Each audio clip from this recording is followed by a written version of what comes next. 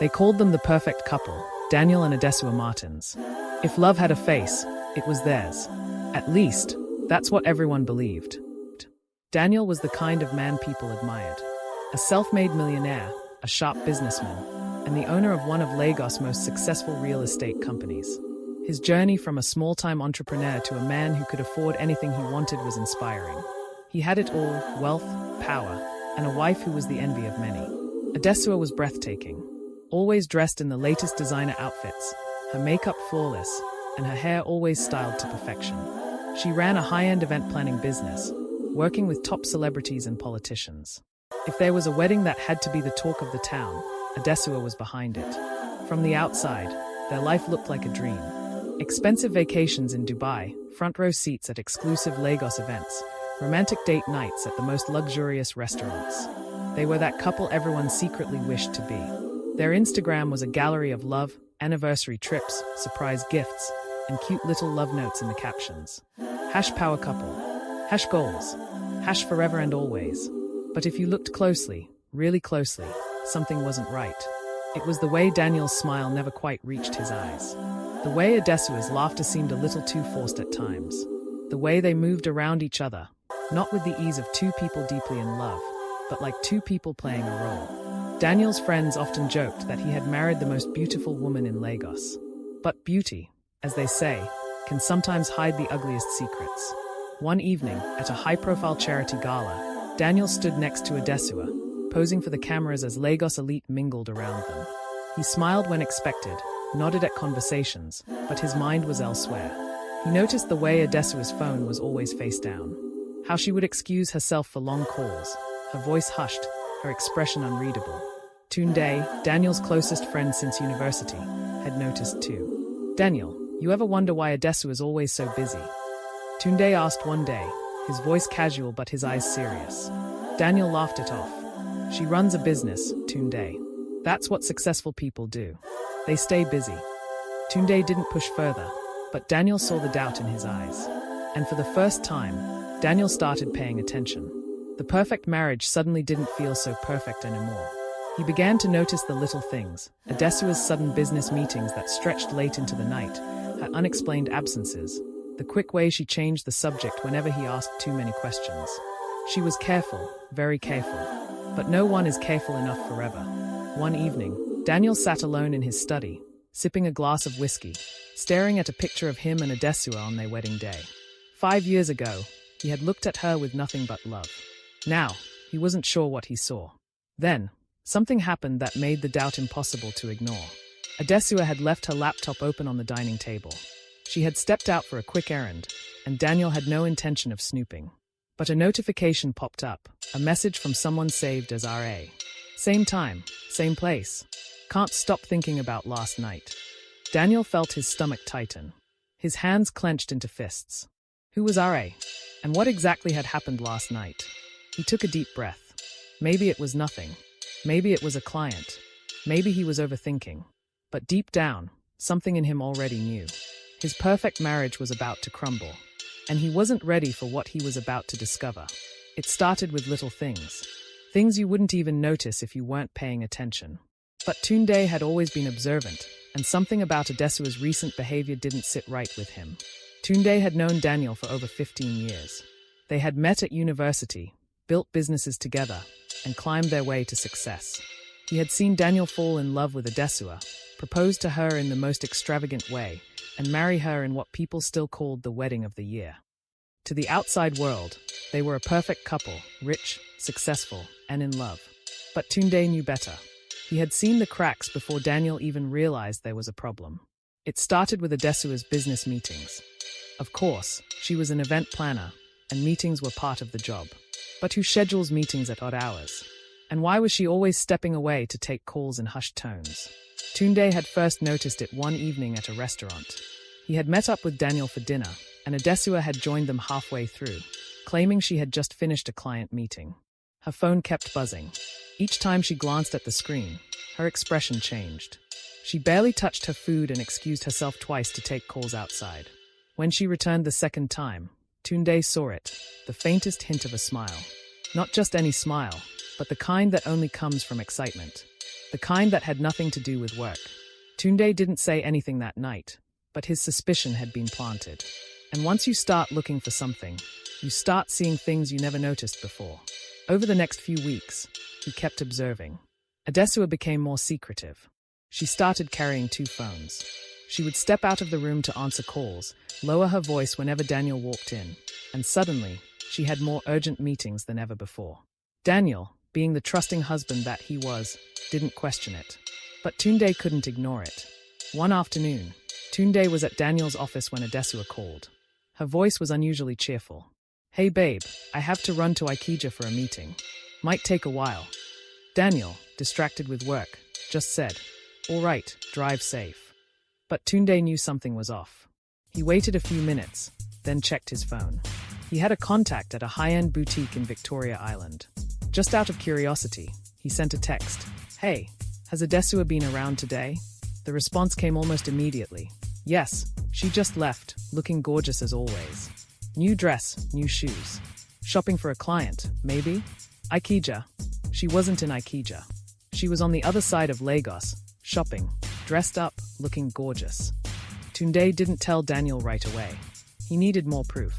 And proof came in ways he hadn't expected. One evening, at a lounge in Lekki, Tunde was having drinks with some old friends when he spotted Adesuwa across the room. She wasn't alone. She was sitting with a man, Richard Adeyemi, Daniel's business partner. Now, Richard was someone Tunde had always found suspicious. He was smooth, charming, and had a reputation with women. Seeing him with Adesuwa, that was trouble. Tunde watched as they leaned in close, whispering, laughing. At one point, Richard reached across the table and touched Adesuwa's hand. It was quick, barely noticeable, but it was there. And when Adesuwa got up to leave, Richard stood up too, his hand resting lightly on her back as they walked out together. Tunde felt anger rise in his chest. He wanted to march over and confront them, but he knew that wouldn't help. He needed Daniel to see the truth for himself. The next morning, Tunde sat in Daniel's office, debating how to break the news. He knew Daniel loved Adesuwa, and the last thing he wanted was to cause unnecessary drama. But this wasn't just suspicion anymore. It was real. He leaned forward, lowering his voice. "Bro, something isn't right." Daniel frowned. "What do you mean?" Tunde hesitated, then said, "Adesuwa. I think she's seeing someone."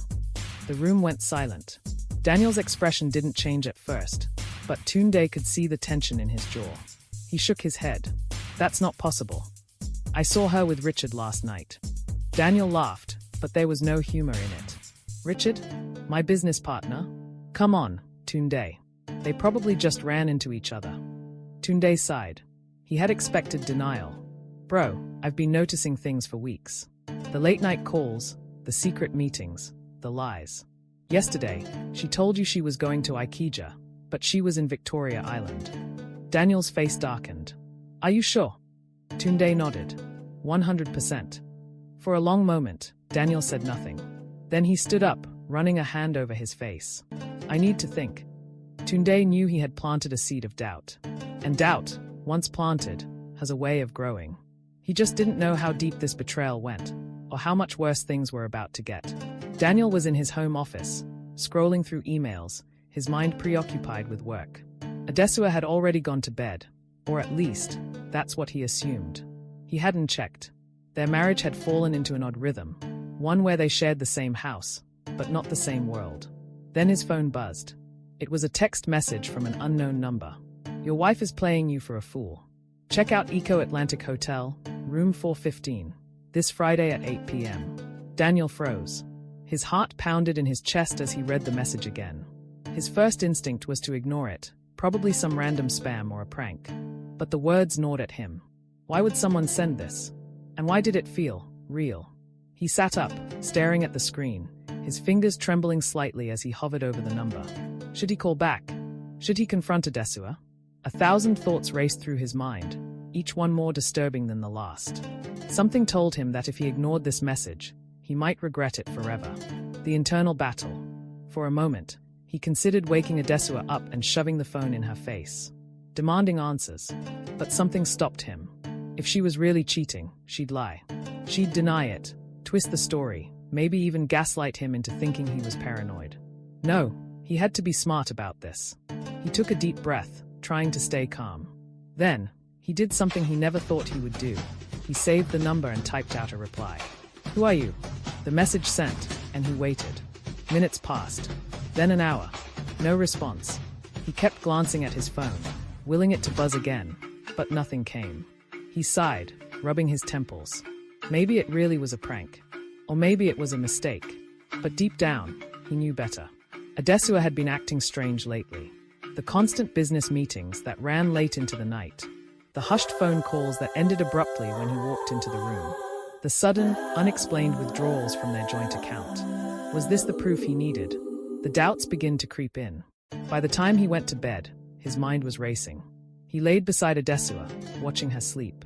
She looked peaceful, as if she had no worries in the world. He wanted to believe that the message was a lie. That whoever sent it was just stirring trouble. But something inside him whispered that this was just the beginning. The next morning, Daniel woke up determined. He needed a plan. He needed to know the truth. Friday wasn't far away. I don't think Daniel slept that night. After receiving the anonymous message, he sat in his home office, staring at the words over and over again. "Your wife is playing you for a fool. Check out Eco Atlantic Hotel, room 415, this Friday at 8 p.m. He didn't know whether to believe it. Adesuwa had been acting strange, sure, but this was too much. A part of him wanted to dismiss it as some sick joke, but another part, a darker part, whispered that maybe, just maybe, this was the truth he had been ignoring all along. So, he decided to act. Instead of confronting her, he hatched a plan. He would pretend to leave town for a business trip but secretly follow her. If there was nothing to find, then fine. But if there was, well, he needed to see it with his own eyes. By 7:30 p.m., Daniel was parked a few streets away from their Ikoyi mansion, his heart pounding so loudly he could hear it in his ears. Tunde sat in the passenger seat, sipping a can of malt, his face grim. "Are you sure about this?" Tunde asked for the 100th time. "I need to know," Daniel muttered, gripping the steering wheel. At exactly 7:45 p.m., Adesuwa stepped out of the house. She was dressed in a sleek black dress, the kind she usually wore for high-end events. But there was no event tonight. Not that he knew of.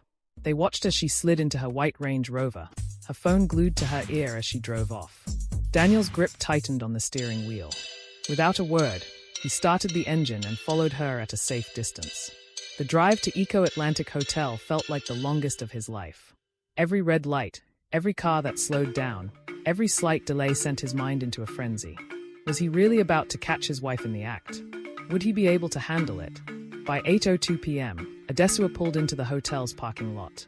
She sat in her car for a few moments, checking her phone. Then, as if waiting for a cue, she stepped out and walked toward the lobby, her heels clicking against the pavement. Tunde and Daniel remained in their car, watching. "She's definitely meeting someone," Tunde murmured. "The question is, who?"